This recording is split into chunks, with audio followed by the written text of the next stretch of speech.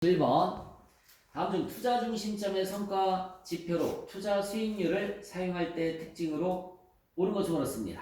여러분 투자 수익률을 사용하면 뭐가 발생할 수 있다고 그랬지? 준최적화 현상이 발생할 수 있다고 했죠, 그쵸? 준최적화 현상이 뭐라고 그랬어요? 회사 전체 이익보다 부서의 이익을 우선시하는 게 준최적화 현상인데, 그런 게 발생할 수 있는 게 투자 수익률이에요.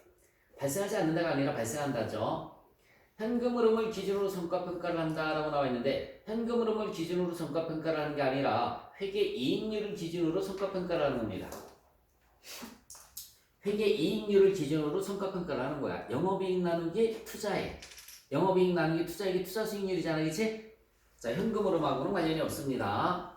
사업부의 경영자가 자신의 사업부 투자액에 대한 통제 권한이 있더라도 그 경영자의 성과 측정 지표로 활용될 수 없다라고 나와 있는데, 경영자의 성과 측정 지표로 활용될 수 있죠. 그래서 3번도 틀렸고요. 자본예산기법에 의한 성과평가에 비해서 단기적인 성과를 강조한다 맞습니다. 자본예산기법은 장기 성과, 그 다음에 투자 수익률은 단기 성과를 강조하는 겁니다. 4번이 맞는 거고요. 32번. 자, 주식회사 3일은 흠집이 있는 제품 A를 4개 보유하고 있다라고 나와 있어요. 흠집이 있는 제품을 4개 보유하고 있다. 흠집이 없는 정상적 제품 A의 판매 가격은 300원이다. 흠집이 없으면 300원에 판대요. 제품 A의 생산에는 변동비가 80원, 고정비가 20원이 투입되었다. 자, 흠집이 있는 제품 A를 외부에 단위당 150원에 처분하려면 단위당 판매 관리비가 얼마? 15원이 소요될 것으로 추정된다. 뭐야? 흠집이 없는 거일 때는 판매 관리비 소요가 없었죠, 그쵸? 근데 흠집이 있는 걸 팔을 때는 단당 판매 관리비가 얼마 소요된대요? 15원이 소요될 것으로 추정된다. 이 의사결정이 고려된 관련 원가로 옳은 것을 물었습니다. 관련 원가는 미래 원가를 얘기를 하는 거야. 현재 원가가 아니라 미래 원가. 여러분 여기 봐요. 흠집이 없는 제품을 얼마에 판다라고 그랬어요? 300원. 이건 300원. 정해져 있는 거죠, 그치? 그 다음에 고정비, 변동비 다 정해져 있는 거죠. 근데 흠집이 없는 제품을 팔기 위해서는 뭐가 더 추가적으로 들 것이다? 판매 관리비가 얼마? 15원 추가적으로 들 것이다. 이 15원은 미래 원가로서 관련 원가에 해당하는 거야. 그래서 답은 4번입니다. 답은 4번. 그래서 정상적인 제품을 팔을 때는, 그쵸? 정상적인 제품을 팔을 때는 생기지 않는, 흠집 있는 제품을 팔을 때만 생기는 고정 판매 관리비 15원이, 판매 관리비 15원이 관련 원가가 되는 거야. 33번. 사업부 엑셀 매출액은 30만원, 변동비는 20만원, 고정비는 12만원이다. 고정원가 중 2만원은 회피 불능 원가에 해당한다라고 나와 있습니다. 사업부 X를 폐지한다면 순이익은 어떻게 변화가 되겠느냐? 공식을 써서 보시면 매출 마이너스 변동비는 공원이익, 매출 마이너스 변동비는 공원이익이고요. 마이너스 고정비는 영업이익이에요. 마이너스 고정비는 영업이익. 여기다 대입을 한번 해볼까? 매출이 얼마 있었대요? 30만원. 매출이 30만원. 변동비는 얼마? 변동비가 28만원. 그래서 공원이익은 2만원. 근데 고정비가 얼마야? 12만원이래요. 고정비가 12만원. 적자가 10만원 나죠? 적자가 10만원 나는 부서야. 그래서 적자가 나서, 여러분, 적자가 나서 얘를 폐지하려고 합니다. 그러면 공원이익은 발생하지 않겠지, 그치? 근데 고정비는 얼마만큼? 2만원만큼 회피 불능원가에 해당한다라고 나와 있죠, 그쵸? 고정비는 2만원이 그대로 발생을 하는 겁니다. 폐지를 하더라도. 그래서 여러분 여기 봐요. 폐지를 하면은 공원이익까지는 없어요. 근데 고정비는 12만원을 다 절약하는 게 아니라 그래도 2만원은 발생한다고 그랬어요. 그래서 적자가 2만원이 됩니다. 그럼 여러분 여기 봐요. 10만원 적자가 2만원으로 줄어들었지. 얼마만큼 줄어들었어요? 8만원만큼 적자가 줄어든 거지. 그럼 결국은 8만원만큼 이익이 늘어나겠네요. 8만원만큼 이익이 증가하는 겁니다. 답은 4번이죠. 적자가 줄어든 만큼 이익이 증가하는 거잖아, 그치? 그래서 이런 경우에는 그러면 사업을 어떻게 해야 돼? 폐지하는 게 유리한 거죠, 그치? 사업을 폐지하는 게 유리하죠. 34번 문제를 한번 볼까요? 식자재 가공업을 영위하는 주식회 3일은 매월 3만 단위의 단일 제품을 개당 130원 가격으로 납품하고 있으며 4월에 매출 총액으로 117만 원을 보고하였다. 그러나 3일의 월간 생산 능력은 3만 7천 단위다. 여러분 여기 봐요. 그러면 원래 생산 능력이 몇 단위라고 그랬어요? 3만 7천 단위인데 이 중에서 몇 개를 판매한다고 그랬어요? 3만 개를 생산해서 판매를 한다고 그랬습니다. 이 3만 개를 생산해서 팔을 때 매출 마이너스 변동비는 공원이익을 계산을 하면 단위당 판매 가격은 얼마라고 나와 있을까? 135원에 납품하고 있다. 135원이에요. 135원입니다. 현재까지. 자, 5월부터는 유휴 설비를 인계해서 7만 원의 추가 수익을 얻을 것으로 기대하고 있다. 여러분 3만 7천 단위를 생산할 수 있는 능력이 있는데 3만 개만 생산하는 거니까 7천 단위만큼 여유 생산 능력이 있는 거죠. 이걸 임대를 하면 임대 수익이 얼마 있대요? 7만 원이 있을 것이다. 변동비 내역은 다음과 같다라고 나와 있습니다. 재료비가 75만 원, 그 다음에 노무비가 99만 원, 변동 제조간접비가 54만 원. 다 더해봐 얼마 나오나? 다 더해주시면 얼마 나올까요? 228만 원. 나누기 3만 개 해봐요. 그게 3만 개 생산하는 거니까 나누기 3만 개. 나누기 3만 개 하면은 얼마 나올까요?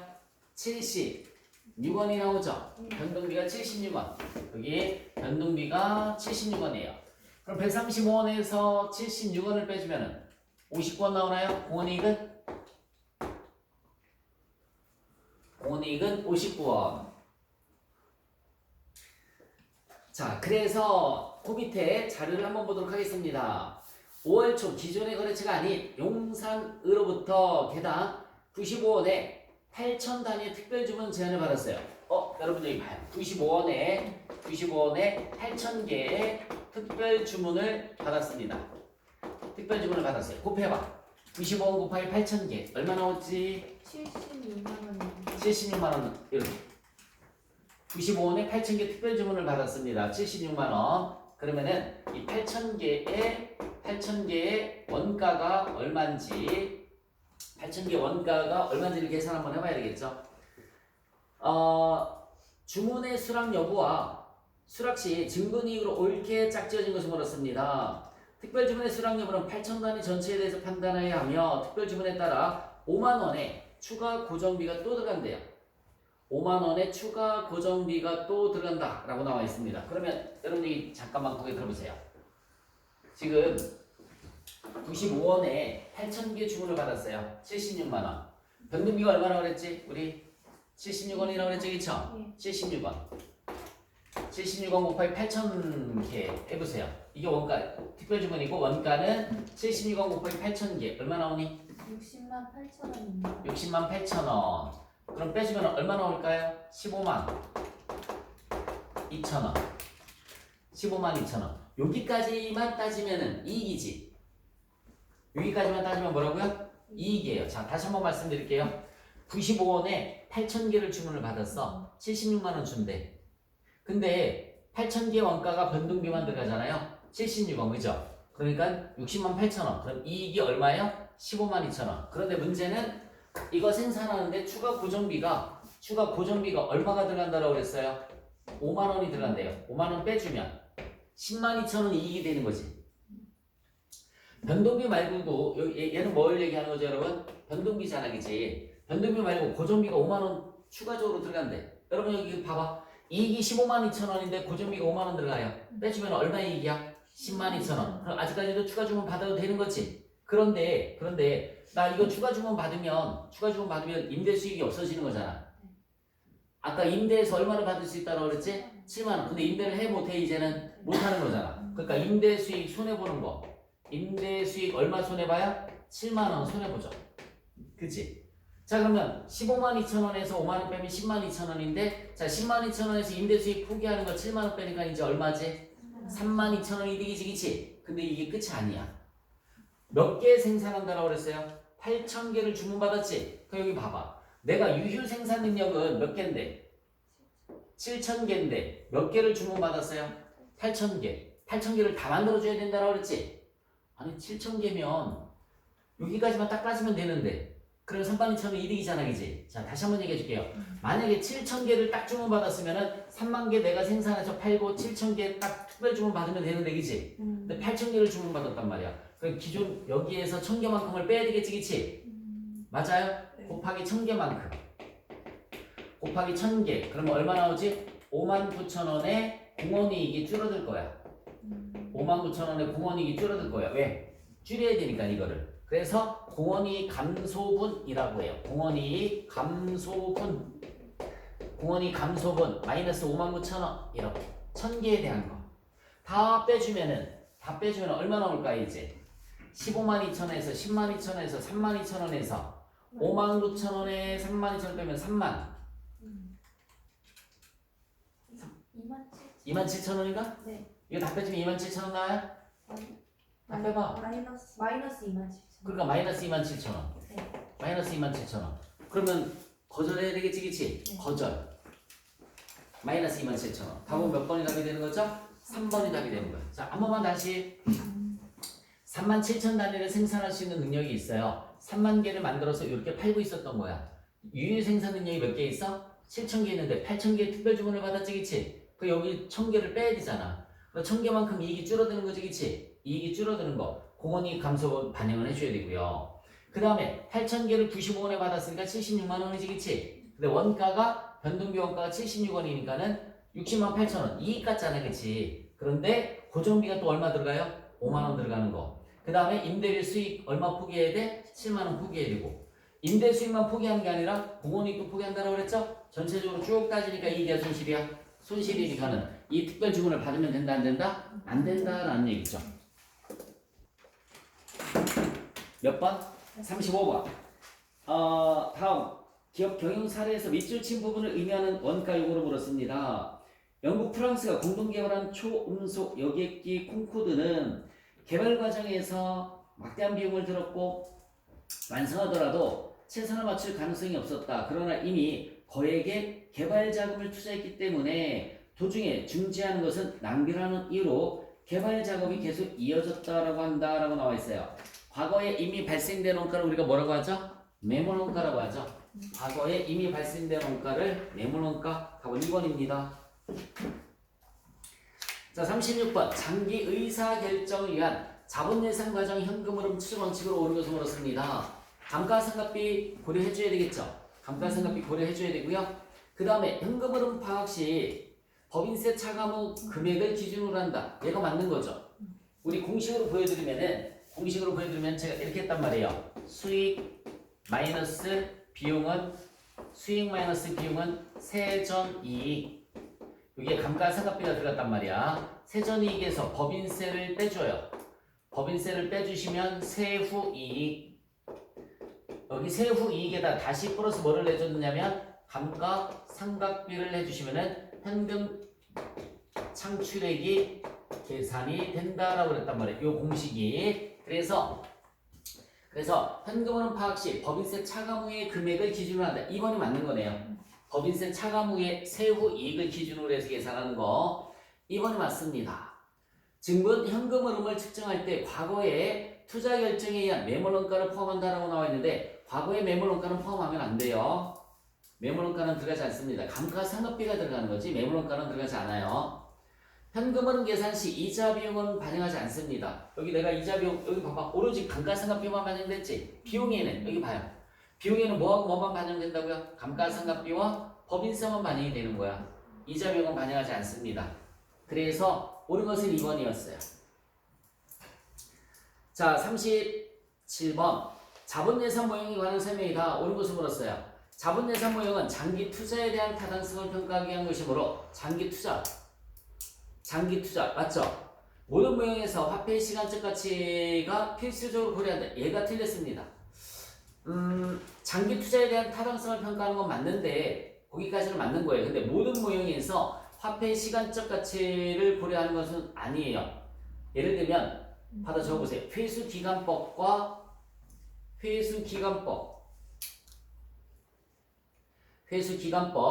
회계이익률법은 비할인 모형이다. 이렇게 써보세요.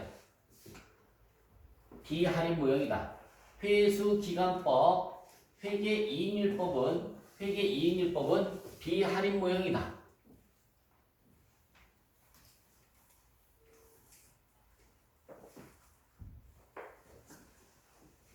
칠번 잠깐만 한번 보실래요?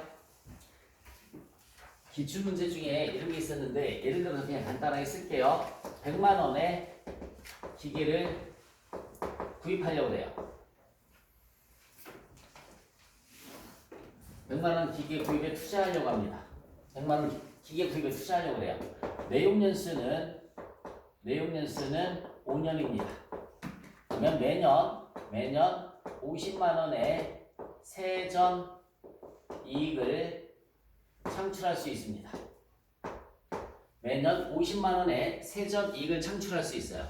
이런 문제 본 적이 있을 거야. 그러면은 잘 봐요. 수익 마이너스 비용은 세전 이익을 계산할 때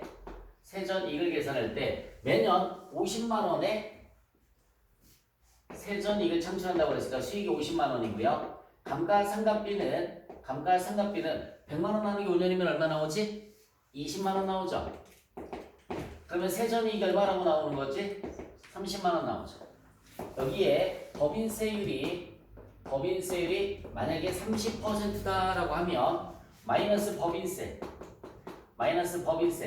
30만 원에 30%는 얼마 나오죠? 9만 원 나오죠. 그러면 는 하면 세후 이익이 계산이 되죠.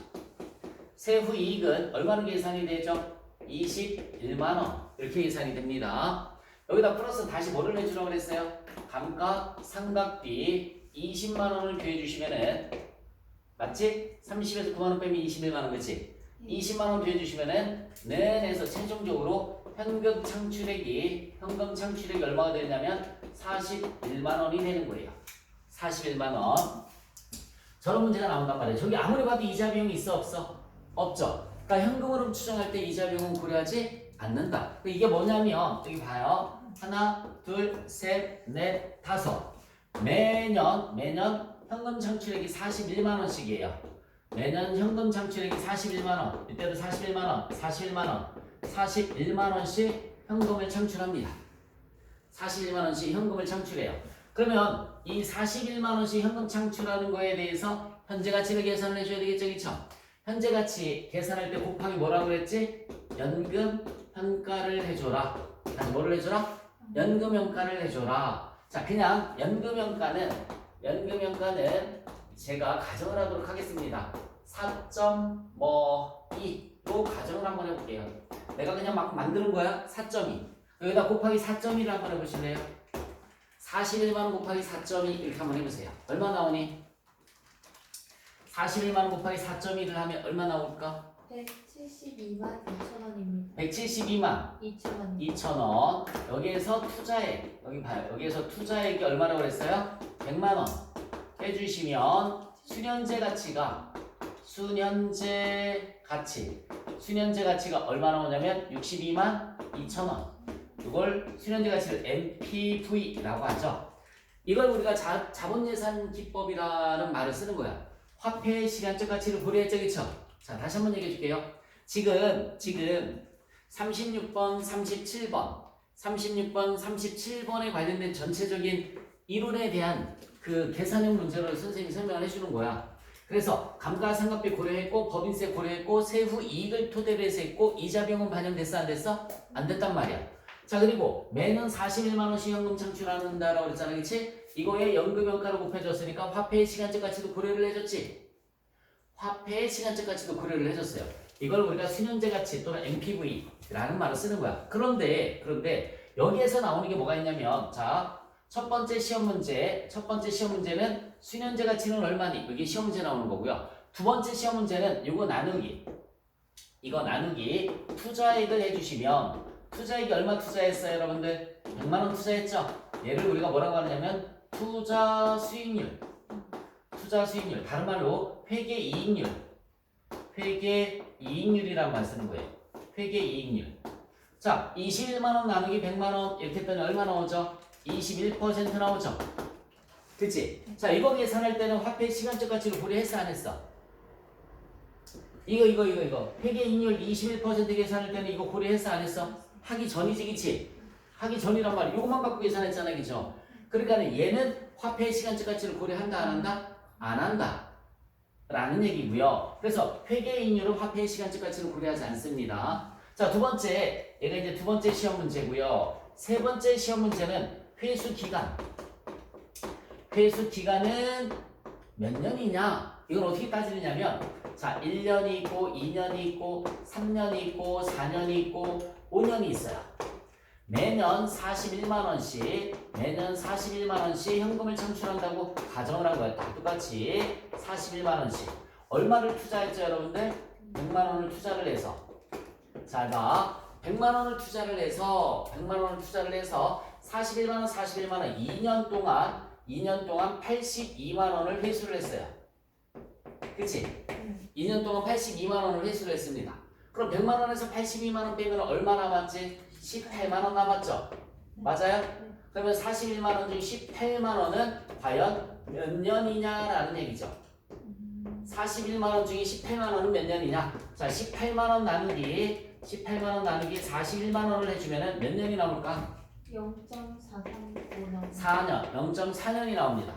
얘는 0.4년. 그래서 2년하고도 0.4년이니까 2.4년이 계산이 돼요. 회수 기간은. 자, 이것도 역시 마찬가지 화폐의 시간적 가치를 고려하는 게 아니죠. 화폐의 시간적 가치를 고려하려면 반드시 환가나 연금효과가 나와야지 이걸 우리가 화폐의 시간적 가치를 고려한다라는 말을 쓰는 거야. 그래서 지금 그 36번, 37번의 이론에 해당하는 계산하는 문제가 나오면 수년제 가치가 얼마니, 회계이익률은 얼마니, 회수 기간은 얼마니, 이런 것들이 시험 문제 나온다고 생각을 해주시면 돼요. 다시 그 문장 잠깐만 한번 볼게요. 자본예산은 37번의 동그라미 1번.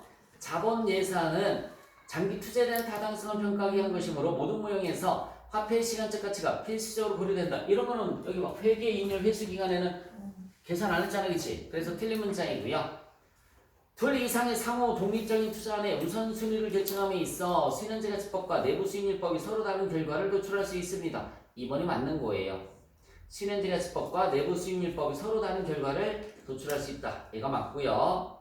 동그라미 3번. 회수기간법에서는 손익계산서상의 순이익으로 자본예산을 실행하며 계산이 간단하다는 장점이 있는 반면에 회수기간에 순이익을 무시한다는 단점이 있다라고 나오는데 순이익이 아니라 현금 흐름을 무시하는 단점이 있어요. 이게 무슨 말이냐? 여러분 여기 봐봐. 잠깐만. 여기 봐요. 100만 원을 투자를 했어요. 100만 원을 투자를 했는데 A에 투자를 하면 A에 투자하는 게 있고 B에 투자하는 게 있어요. 1년, 2년, 3년, 4년. 자, 여기 잠깐만 보자.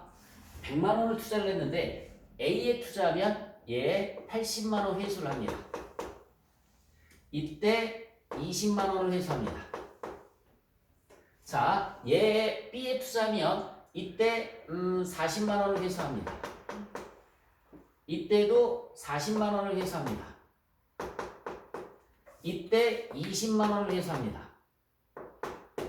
3년차 때 어디에 투자할래? 그죠? 아니 100만 원을 투자했는데 A에 투자하면 몇 년이면 회수를 하는데 2년. 얘는 몇 년이 걸려? 3년. 당연히 어디에 투자를 해야 돼? A죠. 이게 회수기간법의 단점이에요. 왜냐하면 투자 이후에 얘는 10만 원만 회수를 해요. 10만 원만 회수를 하고 얘는 투자 이후에 30만 원 회수를 하고 이렇게 회수를 또 합니다.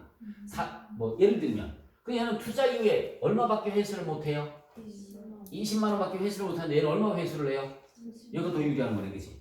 근데 회수기간법은 이 회수기간 이후에 현금 흐름을 고려하지 않는 이런 단점이 있다고요. 순이익을 무시하는 게 아니라 현금 흐름을 무시하는 단점이 있다. 자, 내부수익률법에서 향후 예상되는 연간 현금 흐름이 동일한 경우에는 시행착오법으로 내부수익률 산정하는 것이 효율적이다라고 나와 있는데 여러분 시행착오법은 동일한 경우가 아니라 불규칙할 때 현금 흐름이 불규칙할 때 사용하는 거예요. 현금 흐름이 불규칙할 때 사용하는 거예요. 이게 여기 봐봐. 얘는 현금 흐름이 똑같죠? 똑같아요. 그죠? 이럴 때는 내부수익률법을 사용할 수가 있는데 만약에 여기 봐요. 이 현금 흐름이 불규칙할 때는 무슨 법을 써야 된다고요? 시행착오법으로 내부 수익률을 산정하는 것이 효율적이다라는 얘기죠. 그래서 옳은 것은 2번입니다. 38번 문제를 한번 볼게요. 다음 중 투자로부터 얻어지는 현금 유입액의 현재 가치와 투자에 소요되는 현금 유출액의 현재 가치를 같게 할인해 주는 게 내부 수익률법이다라고 생각을 해주시면 되는 겁니다. 현금 유입액의 현재 가치와 현금 유출액의 현재 가치를 같게 해주는 할인 모형, 이걸 우리가 뭐라고 하느냐면 내부 수익률법이란 말 쓰는 거고요. 자, 39번 다음 조건에 적합한 특별 가격 결정 방법을 옳은 것을 물었어요. 단기 이익을 극대화하기 위한 초기 시장 진입 가격 결정이고요. 제품의 가격 탄력성이 낮고 시장에 제품 전입이 한정되어 있을 경우에 적합하다라고 나와 있습니다. 여러분, 가격 탄력성이 낮고 시장에 제품 진입이 한정되어 있대요. 엄청나게 많은 게 아니죠, 그쵸? 엄청나게 많아요. 시장에 제품이 많으면은 시장에 어떻게 해야 돼? 내가 침투하기가 쉽지가 않겠죠, 그쵸? 그러면 고가 전략을 써야 돼? 낮은 저가 전략을 써야 돼? 저가 전략을 써서 일단은 침투를 해야 되겠지. 그런 경우는 이제 시장 침투 가격이란 말 쓰는데, 이렇게 시장에 가격 탄력성도 낮고요. 시장에 제품이 한정적이다. 그러면 상층 흡수 가격. 상층 흡수 가격. 아주 비싼 가격으로 다 진입을 하는 거야. 비싼 가격.